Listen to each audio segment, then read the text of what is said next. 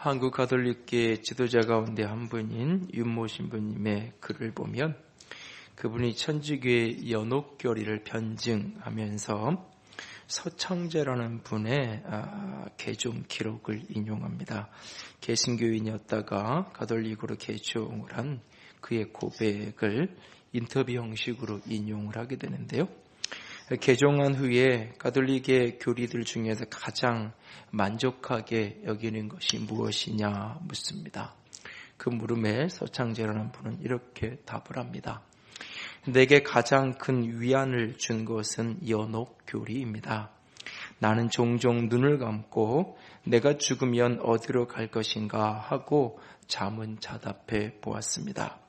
지옥 갈 만한 죄악은 물론 없지만 내가 천당 갈 것인가 물으면 양심의 대답은 노였습니다. 너같이 게으르고 불평 많고 종종 남을 미워하고 흉보고 시기하는 것이 어떻게 천당을 가겠다는 것이냐 하는 것입니다. 그러면 내가 갈 곳은 지옥밖에는 없지 않은가 생각하면 앞이 캄캄하였습니다. 그러다가 가톨릭으로 개종을 하여 천당도 지옥도 아닌 거기 연옥에서 덕을 쌓아 천당 간다는 연옥교리를 알고 나니 이제 저 크나큰 인생의 난제가 완전히 해소되었습니다. 라고 고백합니다. 얼른 듣기에는 신앙심이 있고 진실하고 겸손한 인품을 가진 사람에서 나온 고백인 것처럼 보여집니다. 그러나 이런 생각은 성경적 진리와는 아무런 상관없는 인간적인 생각일 뿐입니다. 눈을 감고 양심의 소리를 들으니 천국 갈 확신이 없었다. 신앙은 눈을 감고 자신의 양심의 소리를 듣는 것, 그것이 신앙이 아닙니다. 눈을 부릅뜨고 성경의 말씀을 바라보는 것이 신앙입니다. 내가 어떻게 느끼느냐, 그것이 구원을 결정하는 것이 아닙니다. 성경이 무엇이라고 말씀하고 있는가? 하나님이 내게 무엇이라고 말씀하셨느냐? 그것이 우리의 구원을 결정하게 될 뿐입니다. 성경은 의인은 없나니 하나도 없다라고 말씀합니다. 나는 지옥 갈 만한 죄악은 물론 없고 이것은 터무니없는 생각입니다. 성경은 자기가 자기 자신을 판단하여서 나는 의로워, 나는 의롭지 않아 라고 하는 스스로의 자기 판단의 결정권을, 자기 자신이 의로운지 그렇지 않은지를 판단할 선택권을 우리에게 스스로 판단하라고 말씀하신 적이 없습니다. 그러면 내가 천당 갈 것인가 물으면 양심의 대답은 노였다고 말합니다. 이건 역시 한심한 이야기입니다. 왜냐하면 성경은 내 양심의 대답이 1000번, 10,000번, 10,000번 노라고 하다 할지라도 예수님께서 내 죄가 사하여졌느니라 말씀하시면 그 죄는 사라지는 것입니다. 주의 말씀 앞에 아멘, 예, 내가 믿습니다라고 받아들이면 구원을 받는 것입니다. 이것이 신앙입니다. 논리적으로 어떤 것이 더 타당한가? 어떤 것이 인간의 이성적으로 더 합리성을 갖고 있는가? 무엇이 인간의 마음을 조금 더 편안하게 만들어주는가? 그것이 진리를 결정하는 기준일 수 없는 것입니다. 우리는 지난주에 이어서 동일한 로마서 말씀을 앞에 놓고 이렇게 묻습니다. 왜 예수님을 믿음으로만 의롭다함을 얻는 것인가?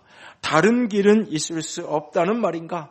하나님과 깨어진 관계를 회복하고 잃어버린 풍성한 삶을 살아가기 위해서는 반드시 의가 회복되어야 한다고 말씀하셨는데, 인간의 철저한 무능과 부패와 비참함의 절망은 자기 의가 아닌 하나님의 의를 붙들어야 하고 바라보게 했다고 말씀하셨는데, 과연 그러한가? 다른 길은 없는 것인가?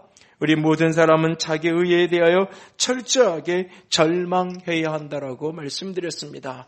나는 내가 천국을 자신 있게 갈 수 있다라고 할 만큼 그렇게 선하게 아름답게 그렇게 아주 그냥 반듯하게 살지는 못했지만, 그렇다고 해서 내가 지옥 갈 사람이다? 내가 그렇게 악한 사람? 내가 그렇게 잘못된 사람은 아닌데?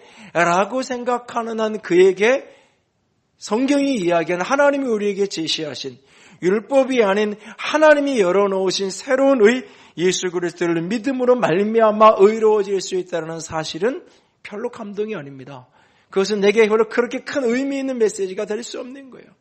자기 자신이 스스로 얼마나 처절하게 무능하고 철저하게 부패하고 철저하게 비참한 존재인지 철저하게 자기 자신에 대하여서 특별히 자기 의에 대해서 절망하는 것, 다시 말해서 내 노력과 내 수고와 내 힘으로는 결코 하나님과 깨어진 관계를 회복할 수 없다는, 내가 의롭다고 이야기하고 내가 선하다고 이야기하는 그 모든 것이 하나님 앞에는 누더기와 같을 수밖에 없다는 것을 철저하게 인정하는 사람만이 이 누더기 같은 옷을 벗고 이 누더기를 조금 더 기워놓고 이 누더기 같은 옷을 조금 더 깨끗하게 하려고 애쓰는 것이 아니라 이 누더기를 벗고 예수 그리스도로 말미암은 의의 옷을 덧입기를 소망하고 그것을 받아들이게 되는 것입니다.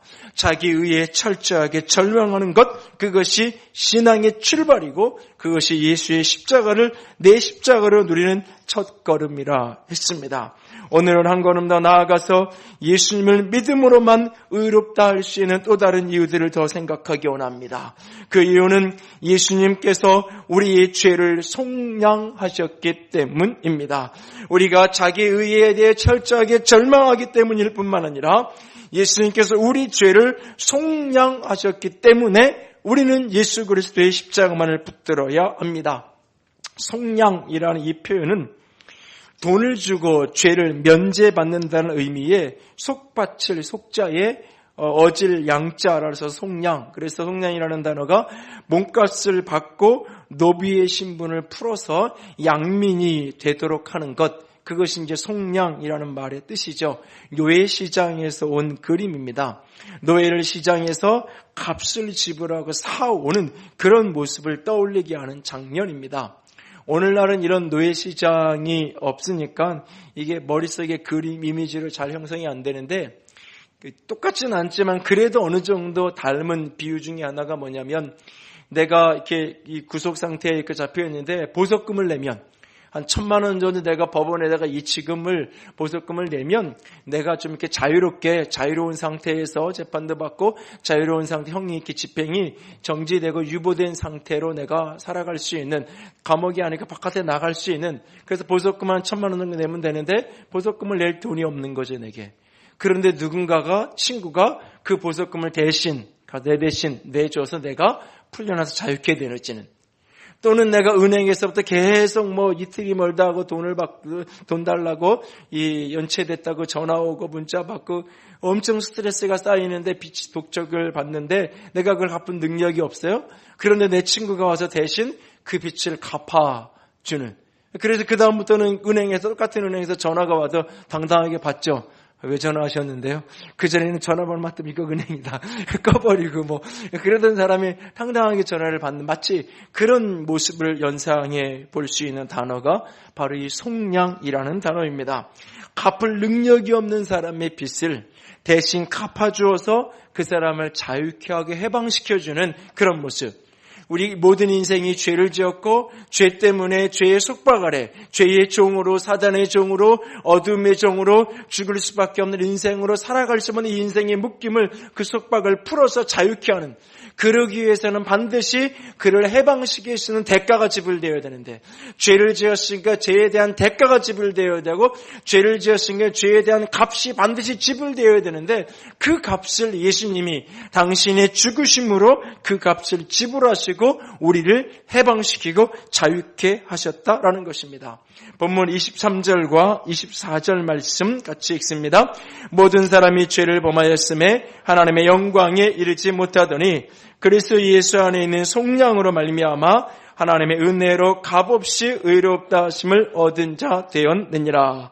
모든 사람이 죄를 범해서 하나님의 영광에 이르지 못하는데 이 그리스도 예수 안에 있는 속량으로 말미암아 예수께서 나의 죄를 속량하시고 나의 죄값을 다 지불하시고 나를 해방시키고 자유케 하셨기 때문에 그 속량하신 은혜로 말미암아 내가 값없이 의롭다함을 얻게 되었다라고 말씀하고 계십니다. 우리의 모든 죄의 값이 예수님의 십자가로 치루어졌다라고 말하는 것입니다.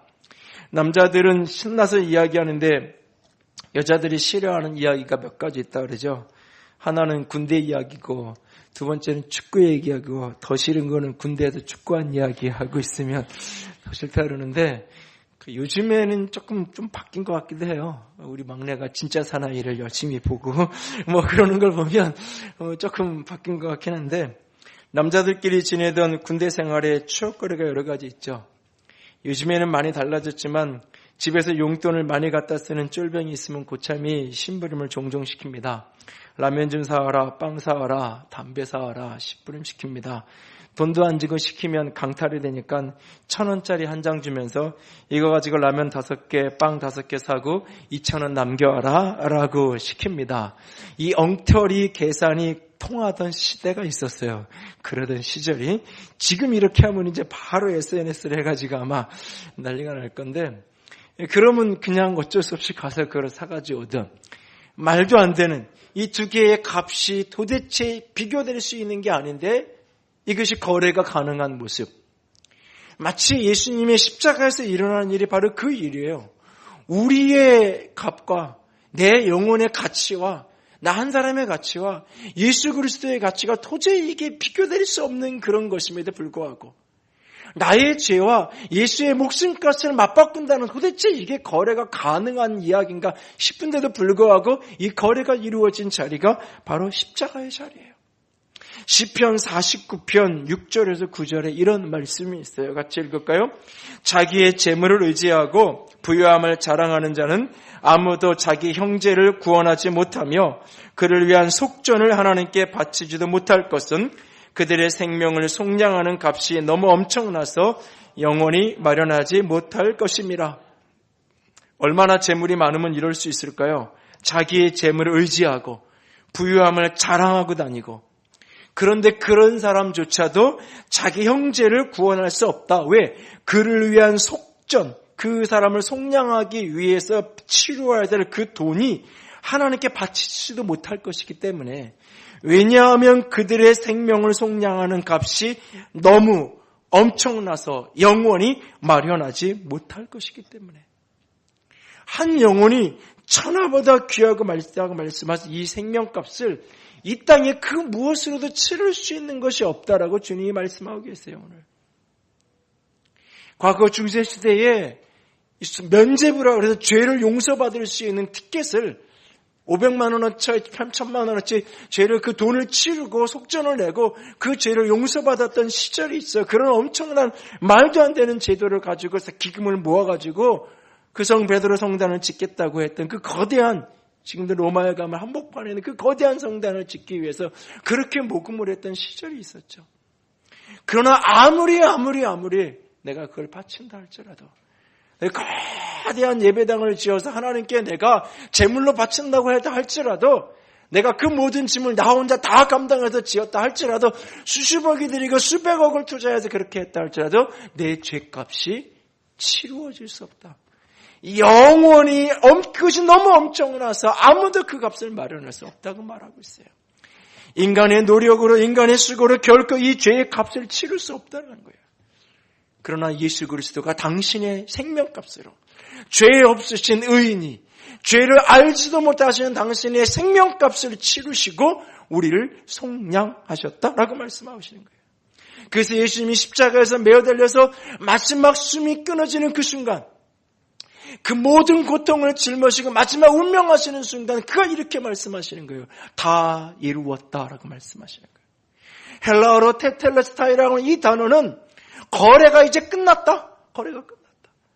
여러분이 이렇게 잔금을 치르고 집 계약서를 쓰고 잔금을 어떻게 마련해서 잔금을 다 치르고 나서 그 사람 등기부서 딱 받으면서 이제는 잔금 치렀어요. 이제는 계산 끝났습니다. 이 집은 내 겁니다. 라고 하는 거예요. 이제 더 이상 내가 당신에게 갚아야 될 빚이나 당신에게 치료해야 될 잔금은 하나도 남은 것이 없습니다. 당신과 나 사이의 계약은, 거래는 이제 다 끝났습니다. 이걸로 이제 동거래는 더 이상 저한테 남아있는 어떤 걸 달라고 말하지 마십시오. 그게 다 끝났다. 계산 끝났다. 치루었다. 그 단어가 바로 다 이루었다. 시장에서 일상적으로 사람들이 물건을 사고 팔 때 그렇게 일상적으로 주부들이, 사람들이 거래하면서 바로 그 단어를 예수님이 가져다가 다 이루었다. 계산 끝났다라고 말씀하고 계신 거예요. 우리가 우리의 죄를 위해 치료해 어떤 대가도 어떤 죄값도 더 이상 남아있지 않다라고 하는 사실입니다. 우리가 어떤 수고로 때로는 내가 어떤 고통을 당하는 걸로 치료해야 될 죄의 대가, 죄값은 남아있지 않습니다. 그 어떤 것이 남아있다고 이야기하는 것은 다 십자가를 무력화하는 거예요. 그것은 내가 값을 치르는 게 아니라 죄를 내가 행한 대로 결과가 내게 따가오는 것뿐이에요. 결과가 내게 결과되어지는 것이지 내가 그 값을 치른다 해결되는 게 아니에요. 여러분 정직하게 내가 교통사고를 내서 내가 아주 극단적인 얘기를 하면 누군가가 내가 교통사고로 살인사건이 벌어졌어요. 사람을 치어서 죽였어요. 여러분 보험회사에서 수천만 원을 보상하고 내가 집을 팔아서 갖다 준다고 해서 그 대가가 치러지는 거예요? 치러지는 거냐고. 내 입장에서는 저 사람 너무 과하게 요구해. 어떻게 저렇게 많은 보상을 달라고 그래? 내 입장에서 그럴는지 모르지만 자식을 잃은 부모 입장에서 생각해봐요. 수십억을 받은 죽은 내 아들이 살아오는 거예요? 대가가 치러질 수 없는 거예요. 그냥 내가 잘못한 것에 대해서 나름대로 성의를 표현하는 거고 잘못한 결과로 내가 그 결과를 내가 받는 거지 대가를 치른다고 치러질 수 있는 게 아니야. 인생의 죄는. 오직 예수 그리스도의 십자가로 말미암아 우리의 모든 죄의 값이 치루어졌다고 말하고 있는 거예요. 그 예수 그리스도의 십자가를 나의 십자가로 믿음으로 취할 때 내 모든 죄값이 다 치루어져서 내가 더 이상 치루어야 될 어떤 죄도 남아있지 않다라고 말씀하시는 거예요. 그래서 내가 하나님 앞에 의로울 수 있는 거예요. 많은 그리스도인들이 소위 믿는다고 하는 사람 착각해요. 내가 예수를 믿는다고 하면서도 여전히 내게 뭔가 남아있는 죄값이 있다고 생각해요. 그래서 내가 너무 더 기도해야 되고 더 헌신해야 되고 더 헌금해야 되고 더 무엇인가 해야만 내 과거에 지은 죄가 조금이라도 씻겨질 수 있다고 착각하는 거예요. 아니에요. 아니에요. 오직 예수 그리스도의 십자가의 생명값으로만 내 모든 죄값이 치루어졌다라고 말씀하십니다. 이것을 믿음으로 받고 믿음으로 취할 수 있는 저 여러분이 될 수 있기를 원합니다.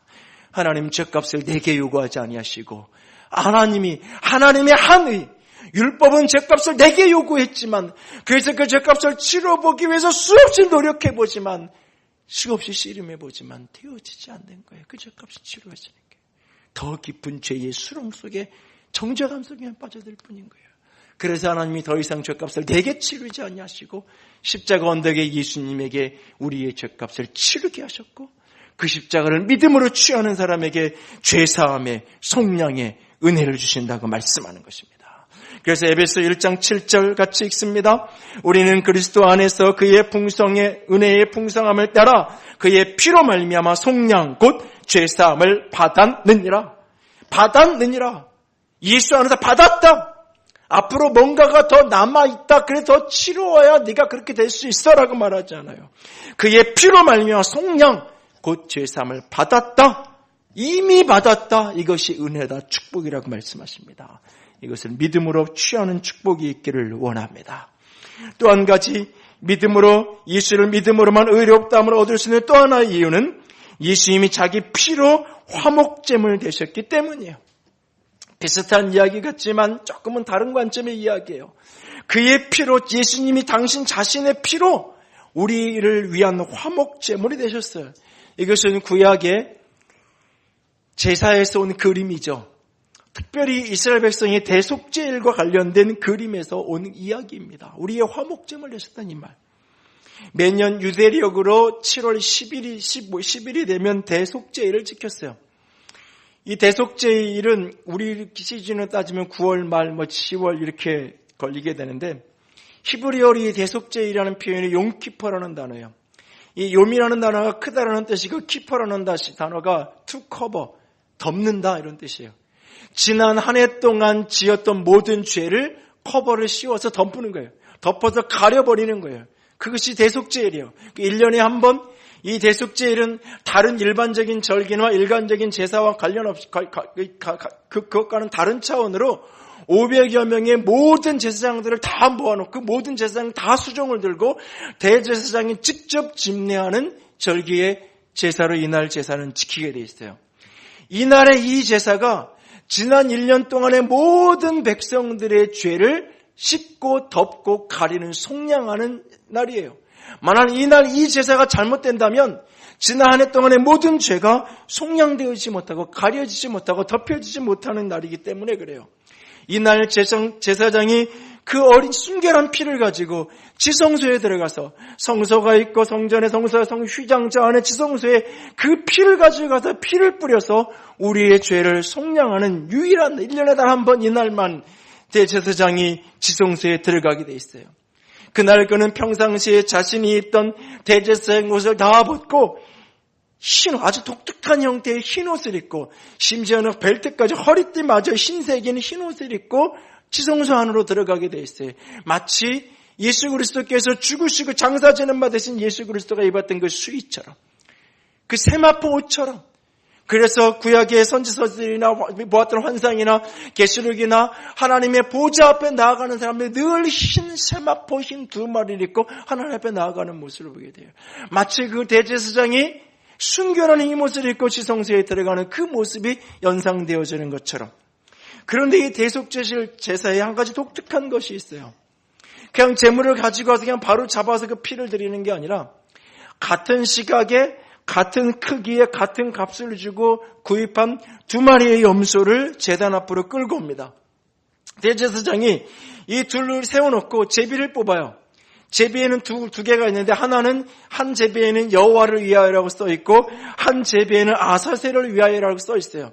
이 두 제비를 가지고 이 염소를 세워놓고 뽑는 거예요. 그래서 이쪽은 여호와를 위하여, 이쪽은 아사셀을 위하여. 여호와를 위한 거는 도살해가지고 제단에 그 피를 뿌려서 지성소에 갖다가 붓는 거고 뿌리는 거고, 아사셀을 위한 것은 저 유대 광야 저 바깥으로 그것을 이제 추방해서 바깥으로 내어다 버리는 그 의식을 하게 돼 있어요. 그래서 이 두 개를 뽑아가지고 여호와를 위하여라고 나오면 그 목에다가 이제 청황색 이제 띠를 이렇게 묶고, 그 다음에 이제 아사셀을 위하여 그 머리에 그 띠를 묶어서 구별을 시켜요. 그래서 여호와를 위한 그 염소는 잡아가지고 도살을 해가지고 그 피를 대제사장이 그 피를 성소를 지나 휘장을 지나 지성소로 들어가죠.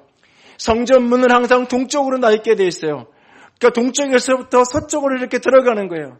성전의 서쪽 맨 안쪽, 서쪽 맨 끝이 지성소예요. 언약궤가 있고 그 위에 속죄소가 있는 그곳이에요. 그곳에 대제사장이 그 피를 가져가서 뿌리게 돼 있어요. 그렇다면 바로 그 시간에 반대로 이 아사셀을 위한 염소에게는 대제사장이 특별한 의식을 하는데 그에게 안수를 해요. 안수를 하면서 뭘 하냐면 온 이스라엘의 백성들의 죄악을 다 고백하는 거예요.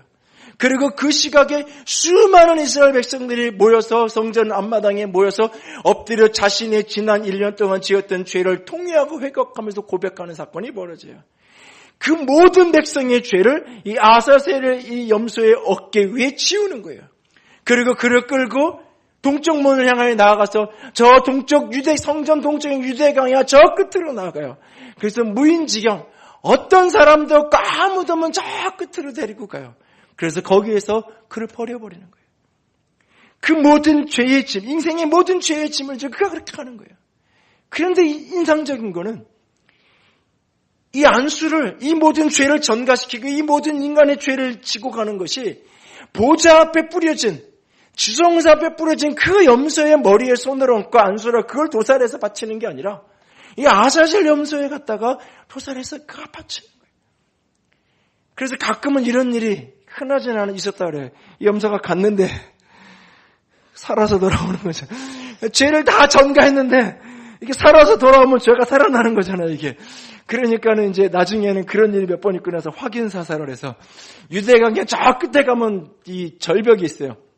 양떨어지가. 보통은 글로 가서 떨어져서 이렇게 죽게 돼 있는 건데, 그래서 이제 확인 사살을 그 끝에까지 가서 그 앞에 갖다 세워놓고 떨어지는 것까지 보고 있다가 이제 확인하고 이제 돌아오는, 그렇게 됐다 그러는데, 이게 뭐냐면요, 하나님이 유보하는 거예요, 담시. 1년 동안 이 모든 죄가 완전히 속량되어서 지성소의 하나님의 보좌에 뿌려지지 못하고 그냥 이 아사셀 염소에게만 안수되어서 그것이 가서 방황하다가 어딘가에서 죽는 거예요. 그리고 또 다음 해에 또 하나님이 매년마다 제사를 반복하게 하시면서 이스라엘 백성들의 죄를 간과하시는, 못 본 척 하시는 그 일들을 1년 동안 1년 단위로 그렇게 유보하시고 그들을 향한 심판을 하나님이 그렇게 연기하신 거예요. 이것은 온전한 속죄의 제사일 수 없는 거예요. 그래서 히브리서에서 예수 그리스도가 오고 나서 온전한 제사의 제물로 당신을 드리는 이야기로 등장하는 거예요. 시편의 동이서에 먼 것처럼 우리의 죄를 멀리 하셨다는 말이 저 서쪽 끝에 부려진 그 피와 동쪽 저 끝에 죽어간 이 아사셀 염소, 이 죄가 네 모든 죄를 지고 그 염소가 저 끝으로 갔잖아요. 이 끝에서 저 끝까지 서에서 동쪽까지 그 멀리 하나님이 우리의 죄를 용서하셨다고 멀리 하셨다고 말하고 있는 거예요. 오늘 보면 25절 같이 읽어요. 25절입니다. 이 예수를 하나님이 그의 피로써 믿음으로 말미암는 화목제물로 세우셨으니 이는 하나님께서 길이 참으시는 중에 전에 지은 죄를 간과하심으로 자기의 의로우심을 나타내려 하심이니. 히브리서 9장 24절 25절 읽습니다. 그리스도께서는 참것의 그림자인 손으로 만든 성소에 들어가지 아니하시고 바로 그 하늘에 들어가사 이제 우리를 위하여 하나님 앞에 나타나시고 대제사장이 해마다 다른 것의 피로써 성소에 들어가는 것 같이 자주 자기를 드리려고 아니하실지니. 예수님이 이 땅에 있는 성소에 손으로 만든 성소에 들어가지 아니하시고 하늘 성소에 들어가서 다시는 이것이 반복되어질 필요가 없이 예수 그리스도로 말미암아 우리가 하나님의 화목된 그 피로 말미암아 우리의 모든 죄가 간과되었다라고 말씀하고 계세요. 그래서 여러분 성경을 유심히 살펴보면 지금은 예루살렘을 성지순례 내려갈 기회가 있거나 가시면 예루살렘 성곽 안에 골고다가 있어요. 예수님이 십자가에서 죽임 당하신 그 비아돌로로사에서 그 십자가를 지고 올라가는 그 언덕, 예수님의 십자가에 죽임 당하셨다고 여기지는 그 골고다 그 언덕이 성 안에 있어요. 그러나 성경 시대에는 그것이 영문 밖이에요. 성 바깥이에요. 그래서 히브리서에 보면 예수 그리스도가 영문 밖에서 죽임 당했다고 말해요. 바로 그 아사셀 염소처럼 그 모든 죄의 짐을 짊어지고 성 바깥으로 나아가신 거예요. 그 십자가를 짊어지고 인생의 모든 사람의 죄를 그 어깨에 다 짊어지시고 영문 밖으로 나아가서 그 골고다 언덕을 당신이 치러 오르신 거예요. 그 모든 인간의 죄가 다 전가되어지 그 죄의 짐을 지고 유대강의 어느 곳에선가 방황하면서 그렇게 죽어갔던 그 아사셀 염소처럼 예수 그리스도 그렇게 모든 죄를 짊어지고 영문 밖 골고다에서 그렇게 죽임 당하신 거예요. 그리고 그렇게 죽임 당하시는 그 순간, 그렇게 영문 밖에서 인생의 모든 죄의 짐을 짊어지고 다 이루었다 하시며 죽임 당하시는 그 순간, 저 성전의 휘장이 위에서부터 아래로 찢겨져 나아가는 거예요. 성전의 휘장이 찢겨져서 더 이상 대제사장만 1년에 한 번 지성소에 들어갈 수 있는 것이 아니라 하나님의 임재 아래, 하나님의 영광 아래 모든 인생들이 예수의 피를 의지하여 들어갈 수 있도록 휘장이 위에서 아래로 찢겨진 거예요. 여러분의 휘장이 그냥 천조가리 하나 걸려져 있는 게 아니에요. 과거에 7, 80년대에 신앙생활 하셨던 분들은 이 뒤에 비로도 천을 걸어놓고 그들 휘장이라고 불렀던 시절이 있어요. 그래서 어린 애들이 주로 저 같은 사람이 들어가서 이렇게 놀다가 목사님한테 혼나고 뭐 그랬던 기억이 머릿속에 스쳐가는데, 응? 여러분 휘장이 그런 게 아니에요. 휘장의 두께가 보통 이게 이 손바닥 폭 높이 휘장의 그 천 두께가 이렇다고. 천 두께가 24실을 꼬아서 만든 끈으로 72줄로 짜가지고 겹겹이 짜서 만든 거예요. 그것이 폭이 두께가 이 손바닥 두께예요. 여러분 천이 손바닥 두께면 그게 찢어지냐고요. 차라리 돌이면 때려서 깨트리라고 하죠. 천이 이게 찢겨지냐고요. 때린다고 부셔지냐고요 이게. 그리고 이스라엘 백성의 그 구약 성경 해석인 미시나에 보면 이게 두 겹으로 되어 있는 걸로 전해지고 있어요. 두 겹으로 되어 있어도 그 사이에 이렇게 길이 이렇게 나게끔. 이 천이 이만큼 두께의 폭에 천을 들고 제사장이 들어갈 수가 없잖아요. 그러니까 그 사이에 이렇게 이쪽에는 약간 끝이 열려서 들어가서 그 사이 폭으로 해서 들어가서 이렇게 리을자 모양으로 들어가서 지성소 안에 들어갈 수 있도록. 오직 1년에 한 번 그렇게 들어가 볼 수 있는 거예요. 이것이 예수님이 십자가에서 그 영문 밖 골고다 언덕에서 그가 죽임당하는 그 순간 이 성전의 휘장이 위에서 아래부터 찢겨짐으로 말미암아 보좌 앞에, 지성소 앞에 그 피를 의지하여 나아갈 길이 열린 거예요. 영문 밖에서 우리의 모든 죄를 짊어지고 자살이 염소는 죽임당하는 그 순간 당신의 피가 하늘 저 보좌에 피 뿌려짐으로 말미암아 더 이상 희생의 피로, 더 이상 어떤 동문의 피로 하나님께 희생제사를 드려야 될, 화목제사를 드려야 될 어떤 반복의 제사가 드려질 필요가 없이 단번에 영원한 제물이 되셔서 제사장 되셔서 당신이 십자가의 그 언덕의 죽음으로 하늘 보좌에 피 뿌리심으로 모든 인생이 대제사장만 1년에 한 번이 아니라 모든 사람이 예수의 피를 의지하여 하나님의 보좌 앞으로 나아갈 수 있는, 내 모든 죄가 다 속량되었기에, 내 모든 죄가 다 씻겼기에 하나님과 내가 화목되어서 하나님의 보좌 앞에 예수의 이름으로 누구든지 당당하게 기도할 수 있고 당당하게 찬양할 수 있고 그의 영광의 임재 앞에 우리가 그렇게 영광으로 설 수 있는 영광의 축복이 우리에게 부어지게 된 거예요. 그것을 고린도후서 5장 18절은 모든 것이 하나님께로 났으며 그가 그리스도로 말미암아 우리를 자기와 화목하게 하셨다라고 말씀하고 계신 겁니다. 여러분, 왜 우리가 예수를 믿음으로만 의롭다 할 수 얻을 수 있는 건가요? 이 내 죄의 값은 그 어떤 것들로도 치루어질 수 없는 것이기 때문에 오직 죄 없으시고 죄를 알지도 못하신 예수 그리스도로만이, 그의 죽으심으로만이 내 모든 죄값이 치루어질 수 있는 것이기에 그 치루어진 죄값, 그것은 노예시장에서 나를 주고 당신의 생명값을 나를 사서 자유케 하는 것일 뿐만 아니라 그 피가 하늘 성소에 뿌려짐으로 말미암아 내 모든 죄를 짊어지고 영문 밖 골고다운 데에 죽임당하신 예수의 피가 저 하늘 보좌에 뿌려짐으로 말미암아 하나님과 내가 화목할 수 있는 그 길을 열어줘. 그래서 히브리서의 휘장은 곧 육체니라. 휘장이 예수 자신의 육체라고 우리에게 말씀하고 계신 거예요. 당신의 몸을 찢어 우리가 하나님 앞에 나아갈 수 있는 길을 열어주신 거예요.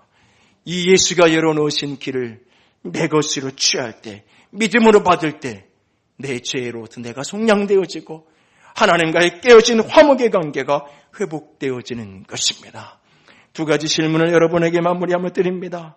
하나는 이 예수 그리스도의 속량을, 예수 그리스도를 말미암아 이 화목의 제물 되셨던 사실을 믿음으로 취하셨나요? 그냥 예수님이 그렇게 죽으셨대. 성경이 그렇게 이야기한대. 그것이 아니라 그것이 내 죄로 말미암은 죽음이요, 그것이 나의 사건임을 믿음으로 받아들이셨나요? 그 핏부림이 나를 위한 핏부림을 믿음으로 고백하셨나요? 십자가가 내 십자가임을 믿음으로 받으셨나요? 예수의 속량의 십자가를, 화목제물 되신 그 십자가를 내 것으로 취하는 축복이 있기를 원합니다. 빅토리 고리의 레미제라블을 지난주에 뮤지컬 영화로 해서 지난해 많이 보셨을 거예요. 장발장을 끈질기게 추적하는 자베르 경감이 영화 속에 등장하죠, 주인공으로. 그는 법을 수호자요, 법을 통한 정의를 실현하기에 철두철미한 인물이에요. 그러나 그의 마음에는 쉼도 없고 평화도 없어요. 그는 끊임없이 장발장을 정죄하고 죄를 지은 저 사람은 반드시 벌을 받아야 된다는 생각에 끝없이 그를 추적해가죠. 마치 율법이 나를 정죄하는 것처럼. 끊임없이 너는 죄이냐라고, 자격 없는 자라고 끊임없이 나를 율법이 정죄하는 것처럼 말이에요. 반면에 배고픈 조카를 위해 빵을 훔쳤던 도둑 장발장, 그가 은혜를 입는 사건이 벌어지죠. 빵을 훔친 죄로 3년형을 선고받고 홀로 남은 조카가 걱정되어 탈옥을 했다가 그만 다시 잡혀 15년형을 선고받아 13년 만에 추록을 하게 되었던 하지만 조카는 이미 세상을 떠나고 오갈 데 없는 처지가 되어서 그는 결국 자신에게 먹을 것과 잠자리를 준 미리엘 사제의 은총대를 훔쳐 도망가다가 결국 잡혀서 경찰에 연행되게 되죠. 사제는 자신이 장발장에게 은총대를 선물로 주었다며 그를 감싸줍니다. 장발장이 죄를 짓지 않았다고 말해주죠. 미리엘 사제는 장발장에게 은총대를 다시 내어주며 이렇게 말합니다. 내가 그대의 영혼을 사서 하나님께 드렸습니다. 그날 이후 그는 새로운 사람으로 태어나는 모습을 보게 되죠. 100% 저는 다른 사람이 되어버리죠. 레미제라블, 불어로 불쌍한 사람, 가려는 사람, 가난한 사람. 더 이상 레미제라블은 레미제라블이 아닌 사람이 되어져 버린 거예요. 무엇을 알고 나서? 은혜를 알고 나서. 나는 무능한 사람이요, 나는 부패한 사람이요, 나는 비참하여 절망할 수밖에 없는, 내 스스로의 힘으로 하나님께 나아갈 수 없는, 스스로 의롭다 할 수 없고 스스로의 어떤 선한 것도 없고 스스로의 힘으로 하나님을 찾을 수도 없는 나, 그런데 내가 속량의 은혜를 내 것으로 받으면, 십자가의 은혜 아래 내가 서면 그 은혜로 말미암아 더 이상 내가 비참한 자가 아니라 하나님 앞에 회복된 은혜의 사람으로 서게 되어지는 것입니다. 예수의 십자가를 내 십자가로 붙드는 축복이 있기를 원합니다. 그리고 또 하나 묻습니다. 십자가에 피 흘리신 예수님, 그 은혜를 받은 사람이라고 스스로 생각하고 계시나요? 오늘 그 은혜 때문에 내가 의인 되었다고 스스로 믿고 계시나요? 그렇다면 오늘 나는 그 은혜와 얼마나 상관없이 살아가고 있나요? 그 은혜를 받았다 하면서 속량의 은혜, 화목제물 대신 은혜, 용서의 은혜, 회복의 은혜를 받았다고 하면서도 여전히 그 은혜와는 아무런 상관없이 살아가고 있지는 않나요? 이스라엘 백성의 대속제일 행사가 중에 이런 일이 있습니다. 그 속죄의 모든 제사가 다 마쳐진 다 끝나고 나면 온 이스라엘 백성은, 특별히 여자들이 다 흰옷을 입고 그 마을에 있는 포도밭으로 다 모여듭니다. 그 마을에 있는 포도원에 모여서 온 이스라엘 백성의 여인들이 흰옷을 입고, 자기 집에 흰옷이 없으면 옆에 다른 사람에게 빌려서라도 흰옷 입고 나와서 마치 우리나라 정월 대보름에 강강수를 하듯이 온 마을 여인들이 춤을 추면서 하나님께 축제의 잔치를 즐깁니다. 내 모든 죄가 속량되었다. 내 모든 죄가 다 씻겨졌다. 이제 하나님 앞에 내 모든 죄가 다 덮여지고 가리워졌다. 그 기쁨과 감격 속에 그렇게 축제합니다. 그것이 우리의 예배가 되어야 하지 않을까요? 그것이 우리가 오늘도 십자가를 바라보는 우리의 마음이 되어야 하지 않을까요? 십자가에 죽임당하신 예수 그리스도 때문에 가슴 아파하는 자리에서 일어나 그 십자가 때문에 오늘도 감격하고 기뻐하며 감사하며 노래하며 춤추며 살아가야 하지 않을까요? 여러분에게 내 안에 그 감격과 기쁨이 회복되어지기를 원합니다. 다시 십자가 앞에 서서 나의 죄를 속량하신 십자가, 자기 피로 나와 하나님을 화목제물 이루셨던 십자가, 아사세의 염소가 되어 나의 모든 죄의 짐을 짊어지시고 죽임당하셨을 뿐만 아니라 당신의 피로 하늘 성소의 지성소에 피 뿌리셔서 나를 하나님과 화목하게 하신 예수의 십자가를 다시 바라봄으로 말미암아 여러분 안에 은혜의 감격이, 기쁨이 회복되어지는 감사가 가득한 영혼들로 다시 일어나지기를 원합니다.